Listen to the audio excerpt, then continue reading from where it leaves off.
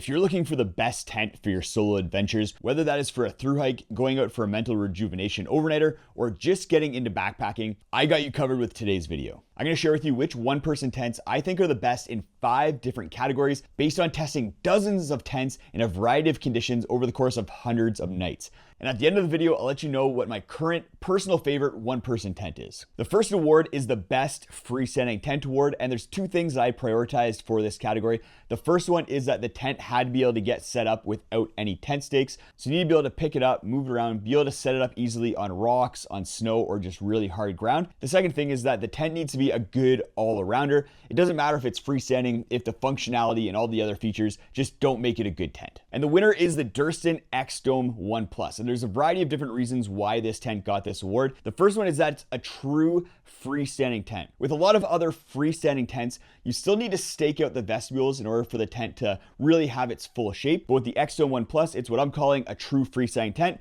which means that you don't need to stake out the vestibules. You don't need to add any stakes to this tent in order for it to hold its full structure. The reason for that is that the X-Dome is a rectangular shape, and then the inner is offset within that rectangle. So the corners of the offset nature of the inner creates the vestibules for the tent. Another thing that makes this tent stand out is the ability to set it up in an all-in-one pitch. You can set it up like a traditional tent where you set up the inner and then put the fly on over top. But with this tent, you also have the option of attaching the inner to the fly and then setting it up with the poles on the outside of the tent. This is awesome if it's raining or the weather's bad because you're not getting the inside of the tent wet as you're setting it up. There's a bunch of other factors that make the X-Dome awesome. It's under 1 kilogram, so very lightweight, while still being super roomy with a big vestibule and tons of space on the inside. It's also quite stormworthy. It's not a true 4-season tent, but it punches well above its weight class when it comes to stormworthiness. I've had this tent handling up to 60-kilometer winds with no issues. That's with the trekking poles installed in order to support it, as well as all the guy lines out. It also uses really good materials with carbon fiber poles and a sil poly fly. The sil poly fly is amazing because it doesn't sag when wet or stretch. The one downside with the X-Dome 1 Plus is the feet that the end of the poles go into at the corners of the tent. They're just a little bit finicky, a little bit difficult to use. An alternative to the X-Dome 1 Plus is the Nemo Dragonfly.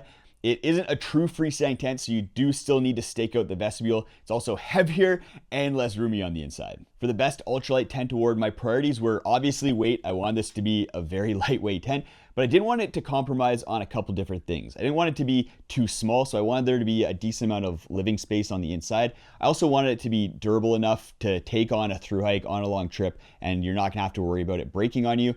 And I also wanted it to be easy to use because sometimes you start getting into tarps and other ultralight options and it is a little bit finicky. And the winner is the Z-Packs Plex Solo Light. It only weighs 334 grams, so a very lightweight tent.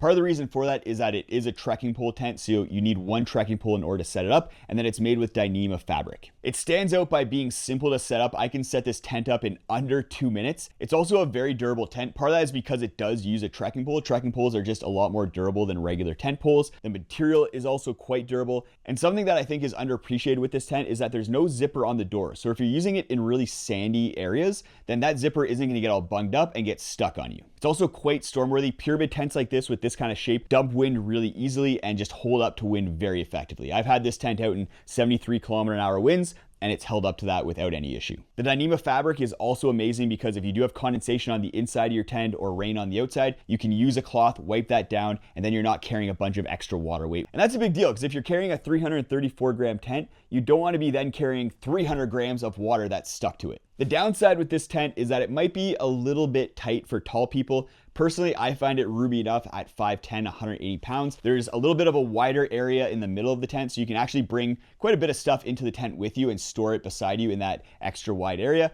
But if you're gigantic, this tent is just gonna be a little bit too small. I recommend this tent for thru hikers or fast packers, basically anybody that's really counting grams, but even someone who likes to go out on solo trips and just not carry a ton of weight. If you like to cover miles, cover a lot of distance, or you're having to scramble over things and weight really makes a big difference, then this is a great tent for you. An alternative is the Durston X-Mid Pro 2. It's also a trekking pole tent made with Dyneema. It is a 2-person tent, but it only weighs 515 grams. So if you want a roomier tent that's still lightweight, then the X-Mid Pro 2 could be a great option for you. And I predict that it's gonna be the most popular thru hiking tent in 2025. If you're interested in any of the tents that I'm talking about today, including the alternatives, I'll have links down to all of them down in the video description. For the Best Budget 1-Person Tent Award, I needed the tent to be a low cost. I was aiming for about $100 US.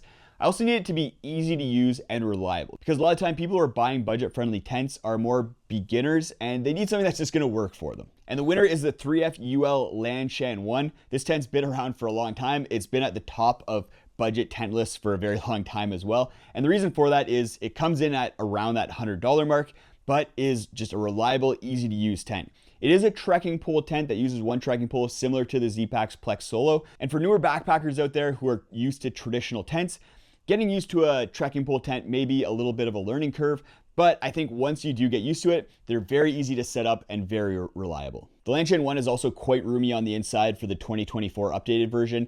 It has nice T-shaped doors, so you have a lot of space in order to get in and out of the tent. And then it's quite storm-worthy because it uses that pyramid shape that the Plex Solo also uses. The downside with the Lanshan is, like I said, it may not be as intuitive for newer backpackers who aren't used to trekking pole tents. As far as what kind of trips the Lanshan 1 excels at, I'd trust it on basically any 3-season trip. It's just a really good all-around tent. As far as alternatives go, there's not a ton of budget options out there. Tents seem to be creeping up and up in price, and I don't have really a good alternative option for you. I do want to test more tents in that $100 or less range, especially freestanding tents. So if you guys have any recommendations, let me know down in the video description. Just make sure that they're relatively lightweight and a good tent all around. For the best all-around tent award, the priorities were basically everything. The tent needed to be well priced, be a good weight, easy to use, easy to set up, fully featured, storm-worthy, basically all of the things. And the winner is, again, the Durston X-Dome 1 Plus. This tent is just one of the easiest tents to set up out there, and then it's the perfect balance of weight, price, durability, size, all those things. It's just a really well-balanced tent. I already talked about a lot of the benefits of this tent, but I just want to reinforce how versatile it is. It can be set up as a very basic tent with only 4 tent stakes, or you can start making it more and more bomb-proof. You can introduce all of the guy out points to it, guy lines, and like I said, you can use trekking poles to reinforce the big side panels, which I think is essential if you're out in really strong winds. It adds a lot of structural support to the tent and makes a really big difference. As far as all-aroundness goes, there's really nothing bad about the X-Dome 1 Plus. It's just an all-around great tent. My one personal preference and request with the X-Dome 1 Plus would be for the mesh inner. So you can get either a solid inner or a mesh inner. And on the mesh inner, I'd love if the solid material went across the door and then was raised up a little bit higher, just to prevent wind from affecting you as much and sand blowing into the tent. An alternative all-around tent is the 6 Moon Designs Lunar Solo. It's a trekking pole tent, very lightweight at 740 grams, made with sil poly material as well. Super roomy on the inside, really storm-worthy, and a really well-priced tent. For the best storm-worthy tent award, I prioritized a lot of things. I wanted the tent to be easy to set up because when you're dealing with a storm, the last thing you want is a complicated tent. It also needs to be roomy enough in order to weather out a storm. If you're kind of hunkering down and it's blizzarding it outside, you want to be able to spend time in your tent and not feel like you're living in a coffin. And then it needed to be storm-worthy without being overly complicated. For some tents that are really storm-worthy, you need to have like 30 guy lines coming off of it. You have to have extra poles going every which way. And I just didn't want that sort of complication with the tent that I was giving this award to. And the winner is the Samaya 2.0 tent. This is technically a 2-person tent, but it's tight with 2 people. You'd have to be on 20-inch wide pads and you'd be shoulder to shoulder, elbow to elbow with not a ton of space. But as a 1-person tent, it's still quite lightweight at just over 1 kilogram and then is really easy to set up. You just have 2 cross poles that go over top of each other. That's all it is. And you have 4 stakeout points at the corners and then 4 guy out points. To get this tent to be essentially bomb-proof is really easy. It's also a true freestanding tent, so there's no extra vestibules that you need to stake out in order to have it fully set up. And I've had it out in the wintertime a bunch. It was great under those conditions. And I've taken out in 73 kilometer-hour winds where I clocked it with a wind meter and it handled that wind no problem. The downsides with the Samaya 2.0 are the price. It's very expensive, and then the bulkiness. Because it does have some Dyneema fabric involved with it, it is a quite bulky tent. This is just the tent without any tent poles, and you can see how big it is. The areas where I think this tent excel are basically when you're above tree line in the Alpine in really exposed conditions, or in the Arctic Circle where there's just not a lot of trees, not a lot of shelter, and you're really exposed to strong winds. Obviously, there's still lots of tents that I could be testing, but I'm always prioritizing tents that I think are going to do the best in the categories. If there's other tents you think I should test that could compete in order to win each of these categories, let me know down in the comments. I'll prioritize testing the tents that get the most thumbs up. Should be no surprise that my favorite 1-person tent is the Durston X-Dome 1 Plus.